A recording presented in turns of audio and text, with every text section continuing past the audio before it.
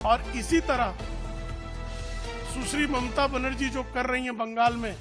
वो सब आपके सामने है। इंडी अलायंस की पार्टनर सुश्री ममता बनर्जी ने जिस तरह से बंगाल के आम जनों को, छात्रों को जिस तरह से धमकाने का काम किया,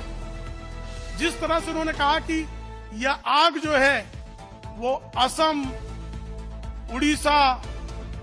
नॉर्थ ईस्ट होते हुए दिल्ली तक चली जाएगी, और जो छात्र प्रदर्शन कर रहे थे उनको धमकाया गया कि आपका पासपोर्ट और वीजा नहीं बनेगा।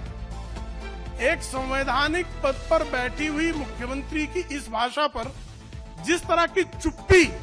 संविधान लहराने वाले राहुल गांधी साधे हुए हैं, जिस तरह से उन ममता बनर्जी को अखिलेश यादव समर्थन देते हैं,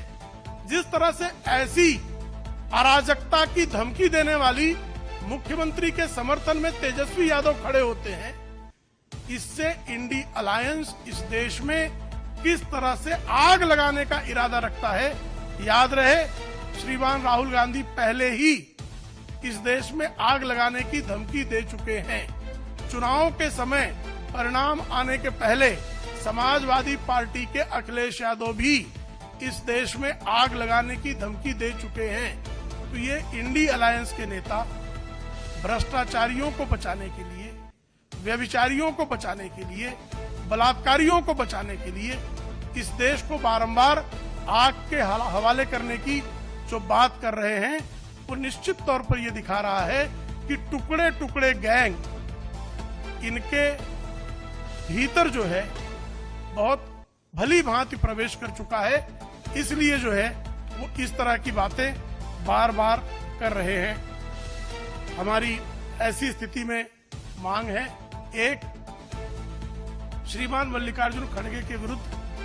सीबीआई की जांच होनी आवश्यक है। सुश्री ममता बनर्जी को जिन बलात्कारियों को बचाने का उन्होंने प्रयास किया है, उस मामले में